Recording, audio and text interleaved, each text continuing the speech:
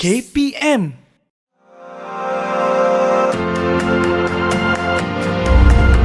Assalamualaikum dan selamat sejahtera kepada para pelajar sekalian. Cikgu harap semua para pelajar sihat dan senantiasa bersemangat. Saya Cikgu Nur Azam bin Muhammad Seh, seorang guru aquaculture yang mengajar di Kolej Vocational Datuk Lela Maharaja yang bertempat di Rembau, Negeri Sembilan. Pada episod kali ini, cikgu akan menerangkan satu topik daripada modul GAK 1033, Asas Pengurusan Ternakan. Dan topik kita pada kali ini bertajuk cara-cara melakukan kerja mengambil sampel ternakan berpenyakit. Dalam tajuk ini, para pelajar perlu mencapai 3 objektif pembelajaran.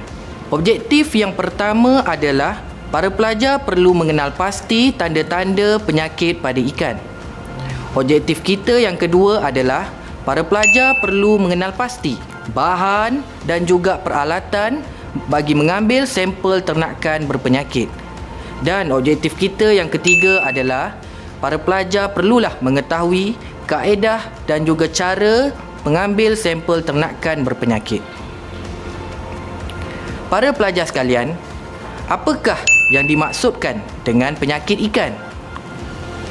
Penyakit ikan ini merupakan perubahan sama ada dari segi fizikal ataupun kelakuan daripada keadaan normal kepada yang tidak normal. Mungkin disebabkan oleh faktor-faktor yang diketahui ataupun tidak kita ketahui. Jika para pelajar dapat lihat pada skrin di sebelah, penyakit kebiasaannya berlaku disebabkan oleh interaksi ikan kepada 3 perkara. Perkara yang pertama adalah interaksi ikan yang berlaku antara ikan dan ikan, interaksi yang berlaku antara ikan dan patogen, dan interaksi yang berlaku di antara ikan dan persekitaran. Terdapat hubungan antara ketiga-tiga faktor penyebab penyakit ini. Para pelajar, mari kita lihat faktor yang pertama. Faktor yang pertama adalah perumah. Perumah ialah ternakan yang mempunyai sistem pertahanan badan, umur dan tempoh ternakan yang berbeza. Yang kedua adalah patogen. Patogen pula terbagi kepada 2 jenis. Patogen yang pertama adalah patogen yang berjangkit dan patogen yang kedua adalah patogen yang tidak berjangkit. Patogen yang berjangkit terdiri daripada bakteria, parasit, virus ataupun pencemaran. Manakala bagi patogen yang tidak berjangkit pula terdiri antaranya adalah racun ataupun pencemaran-pencemaran yang lain. Faktor yang ketiga adalah faktor persekitaran. Persekitaran melibatkan kualiti air, tabiat pemakanan, sanitasi, pengurusan hatchery ataupun kolam-kolam. Tahukah para pelajar bahawa ikan yang telah pun diserang oleh penyakit akan menunjukkan tanda-tanda pada luaran dan dalaman yang terdapat pada badan ikan? Untuk pembelajaran kali ini, cikgu akan menunjukkan tanda-tanda luaran penyakit ikan. Ini kerana penyakit luaran pada tubuh badan ikan adalah lebih senang untuk dikenal pasti oleh para pelajar. Antara tanda-tanda luaran penyakit ikan yang boleh dilihat dengan jelas antaranya adalah sisik tanggal, sirip reput, reput ekor, luka atau kudis pada badan ataupun kita panggil ulcer, insang pucat ataupun perut ataupun bahagian abdomen yang membesar.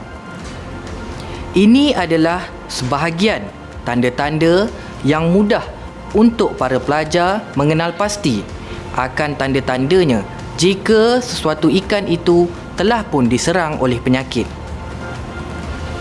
Baiklah, seterusnya mari kita lihat jenis bahan dan peralatan yang perlu digunakan untuk pengambilan sampel ternakan berpenyakit. Sebelum menjalankan aktiviti persempelan, para pelajar perlulah memastikan terlebih dahulu lokasi dan juga saiz persempelan berdasarkan daripada pemerhatian awal di kawasan ternakan yang terlibat. Ini bertujuan bagi memastikan bahan dan juga peralatan adalah bersesuaian dengan jenis, saiz dan juga bilangan ternakan yang akan disampel. Baiklah para pelajar, sekarang cikgu akan tunjukkan beberapa bahan dan peralatan yang perlu disediakan bagi aktiviti pengambilan sampel ternakan berpenyakit. Terdapat beberapa peralatan dan juga bahan yang perlu digunakan ketika menjalankan aktiviti melakukan kerja mengambil sampel ternakan berpenyakit. Alatan yang pertama adalah pelajar bebas untuk memilih sama ada jala, jaring ataupun tangguk. Peralatan yang kedua adalah bekas, baldi, besen ataupun tangki. Peralatan yang ketiga adalah sarung tangan getah. Peralatan yang keempat adalah peralatan oksigen seperti pam udara. Peralatan yang seterusnya adalah plastik pembungkusan ataupun plastik steril. Seterusnya adalah getah pengikat. Bahan yang seterusnya adalah ubat pelali. Peralatan yang seterusnya adalah alat tulis, sama ada pen marker ataupun pen. Dan yang terakhir sekali adalah borang ataupun rekod persempelan. Terdapat beberapa langkah keselamatan yang perlu diutamakan sebelum para pelajar memulakan aktiviti persempelan. Harus diingatkan bahawa para pelajar perlu memastikan setiap alatan dan juga bahan boleh berfungsi dengan baik sebelum menjalankan aktiviti persempelan sampel ternakan berpenyakit. Adakah para pelajar boleh mengenal pasti kesemua bahan dan peralatan tersebut? Bagus. Baiklah para pelajar, pembelajaran diteruskan lagi dengan mengetahui pula beberapa langkah dan kaedah persempelan bagi ternakan berpenyakit. Mari kita lihat pada carta alih di sebelah. Berikut adalah carta alih langkah bagaimana persempelan ternakan berpenyakit ini dilakukan. Langkah yang pertama, para pelajar perlu mengambil sampel secara rawak di dalam satu kolam ternakan yang telah ditentukan, sama ada menggunakan jaring, jala ataupun tangguk. Kemudian, para pelajar perlu memasukkan sampel ke dalam bekas, baldi, besen ataupun tangki. Kemudian, para pelajar perlu merekod maklumat sampel di dalam borang ataupun rekod persempelan. Seterusnya, para pelajar perlu menghantar sampel ke tempat pembungkusan. Kemudian, para pelajar perlu melabel maklumat pada bungkusan sampel. Dan terakhir sekali, para pelajar perlu menyerahkan sampel tersebut ke makmal untuk dianalisis. Sedikit peringatan untuk para pelajar, bagi mengelakkan berlakunya jangkitan pada kolam lain, para pelajar dinasihatkan untuk menggunakan sarung tangan getah dan sarung tangan tersebut perlulah diganti jika para pelajar ingin membuat persempelan pada kolam yang lain. Ini bagi mengelakkan jangkitan berlaku kepada kolam-kolam yang lain. Seterusnya, cikgu akan menerangkan dengan lebih lanjut kaedah persempelan ternakan berpenyakit yang betul. Terdapat 3 kaedah utama. Kaedah yang pertama adalah pembungkusan. Kaedah yang kedua adalah label. Dan kaedah yang ketiga adalah serah. Apakah yang perlu dilakukan semasa pembungkusan sampel ternakan berpenyakit? Sampel ternakan berpenyakit untuk didiagnosis ataupun dianalisis penyakit boleh dibungkus dengan dua kaedah. Kaedah yang pertama adalah sampel ternakan hidup dan kaedah yang kedua adalah sampel ternakan mati. Kita akan pergi secara satu persatu. Bagi sampel ternakan hidup, para pelajar perlu menulis kod ataupun label sampel pada plastik pembungkusan. Kemudian, para pelajar perlu memasukkan air bersih dengan nisbah 1/3 daripada saiz plastik perbungkusan.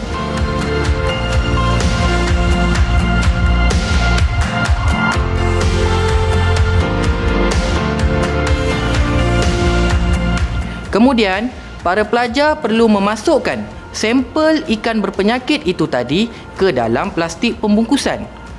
Perlulah diingatkan bahawa kuantiti adalah berdasarkan kepada saiz ikan dan juga saiz plastik pembungkusan.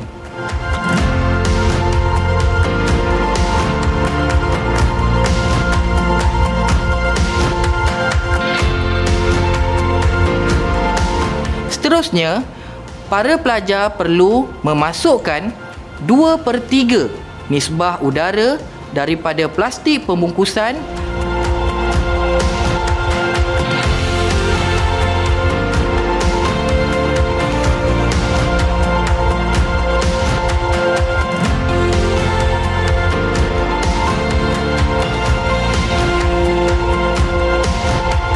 dan kemudian para pelajar perlulah mengikat plastik pembungkusan tersebut.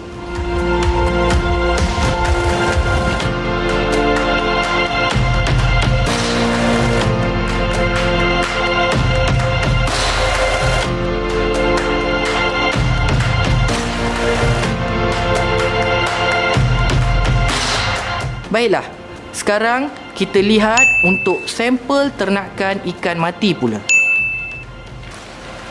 Lihat pada paparan sebelah, ini adalah contoh kaedah pembungkusan bagi sampel ternakan udang. Kaedah tersebut adalah sama dengan kaedah pembungkusan ternakan ikan mati. Antara cara-cara pembungkusannya adalah para pelajar perlu menulis kod atau label sampel pada plastik steril. Kemudian, para pelajar perlu memasukkan sampel ikan ke dalam plastik steril dan kemudian para pelajar perlu mengikat plastik tersebut.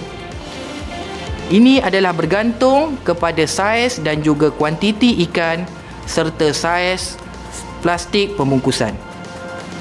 Kemudian, pelajar perlulah memasukkan sampel yang telah dibungkus itu tadi ke dalam kotak insulasi yang telah pun diisi ais. Pelajar perlu memastikan bahawa suhu sampel hendaklah dikekalkan pada suhu 2 darjah Celsius ke bawah. Baiklah, seterusnya kita teruskan dengan kaedah yang kedua. Kaedah yang kedua adalah label. Setiap bungkusan persempelan perlulah dilabel dengan maklumat seperti yang berikut. Maklumat yang pertama adalah tujuan persempelan, sama ada untuk analisis penyakit, kontaminan ataupun drug veterina. Maklumat yang kedua adalah spesies ternakan. Maklumat yang ketiga adalah bilangan sampel. Maklumat yang keempat adalah nombor kod kolam atau tangki. Maklumat yang kelima adalah nombor sampel. Jadi itulah antara maklumat-maklumat penting yang perlu ada dalam borang rekod label. Baiklah para pelajar, kaedah yang terakhir adalah kaedah serah. Selepas sampel telah siap dibungkus, kemudian telah siap dilabel, sampel hendaklah dihantar segera kepada pekerja yang bertanggungjawab menjalankan diagnosis penyakit atau analisis. Sampel hendaklah diserahkan bersama-sama dengan borang ataupun rekod persempelan kepada penerima sampel. Semasa sampel diserahkan, pengambil sampel hendaklah memastikan borang ataupun rekod akuan terima telah pun dilengkapkan oleh penerima sampel. Borang ataupun rekod akuan penerimaan sampel hendaklah mengandungi maklumat-maklumat seperti yang berikut.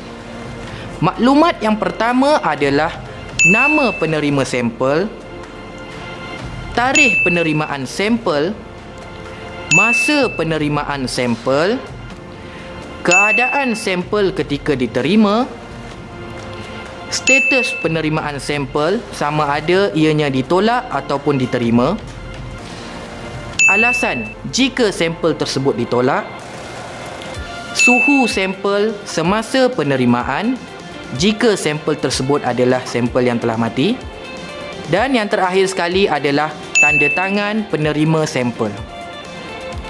Baiklah para pelajar, itu adalah antara kaedah persempelan ternakan berpenyakit bagi tujuan penghantaran untuk dilakukan diagnosis ataupun analisis. Adakah para pelajar semua jelas? Untuk menguji sedikit kefahaman para pelajar, mari kita sama-sama cuba menjawab beberapa soalan mudah. Sila lihat soalan pada skrin. Para pelajar boleh mencuba dan berkongsi bersama-sama jawapan bersama guru ataupun rakan-rakan di sekolah nanti. Ada 3 soalan. Soalan yang pertama adalah senaraikan 3 tanda-tanda ikan berpenyakit. Adakah pelajar mampu untuk menyenaraikan ketiga-tiga tanda penyakit ikan? Kita pergi kepada soalan yang kedua. Soalan yang kedua adalah senaraikan 5 peralatan sebelum kita memulakan aktiviti pengambilan sampel ternakan ikan berpenyakit. Adakah pelajar mampu menyenaraikan kelima-lima peralatan tersebut? Dan akhir sekali, soalan yang ketiga, nyatakan 2 kaedah pembungkusan. Bagaimana? Baiklah, sekarang mari kita bersama-sama menyemak jawapan-jawapan bagi soalan yang telah pun saya berikan sebentar saja tadi. Jawapan bagi soalan yang pertama, antara tanda-tanda penyakit ikan, sirip reput, sisik tanggal ataupun reput ekor. Para pelajar juga bebas memberikan jawapan-jawapan yang lain, asalkan jawapan tersebut sama seperti yang telah kita bincangkan bersama sebentar saja tadi.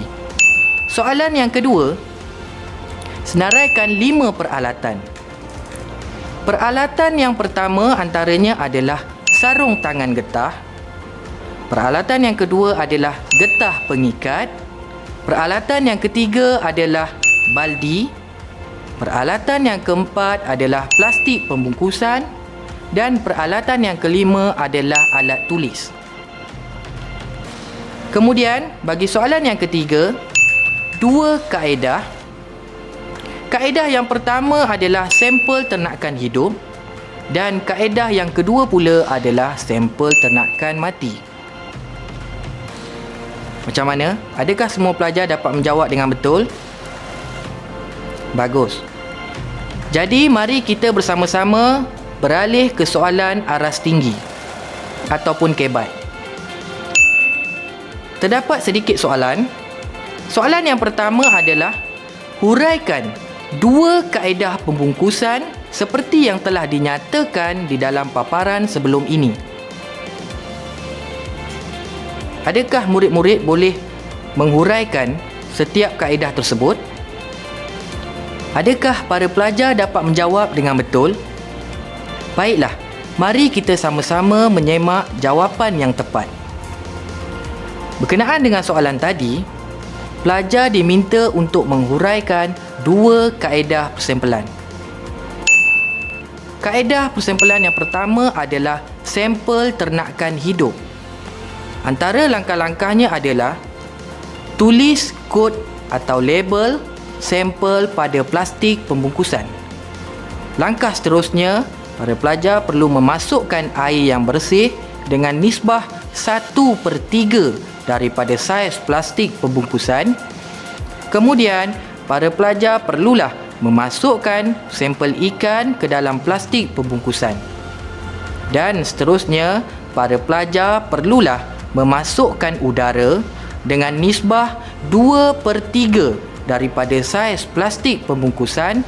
Dan yang terakhir sekali, para pelajar perlulah mengikat plastik pembungkusan. Seterusnya, kita pergi ke kaedah yang kedua, sampel ternakan mati. Cara pembungkusannya adalah tulis kod ataupun label pada plastik. Kemudian, para pelajar perlu memasukkan sampel ikan ke dalam plastik steril dan kemudian plastik tersebut perlulah diikat.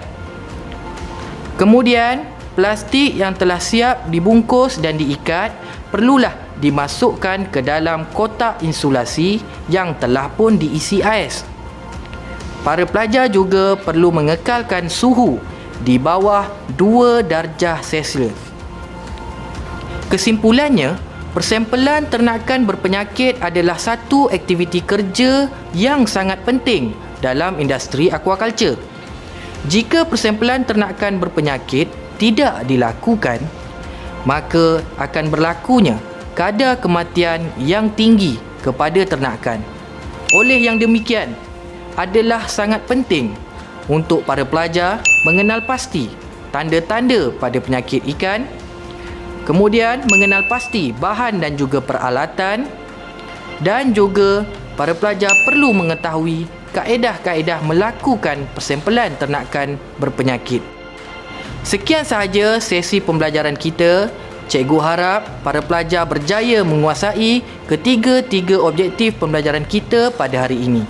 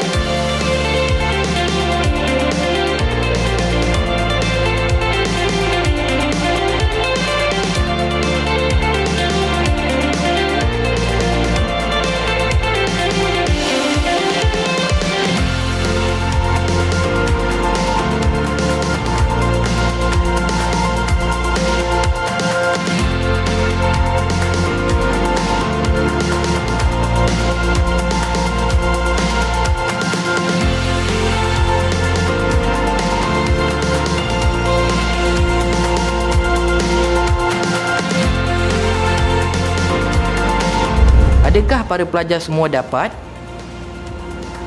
Baiklah, bagus. Sehingga kita berjumpa lagi. Assalamualaikum warahmatullahi wabarakatuh dan selamat maju jaya.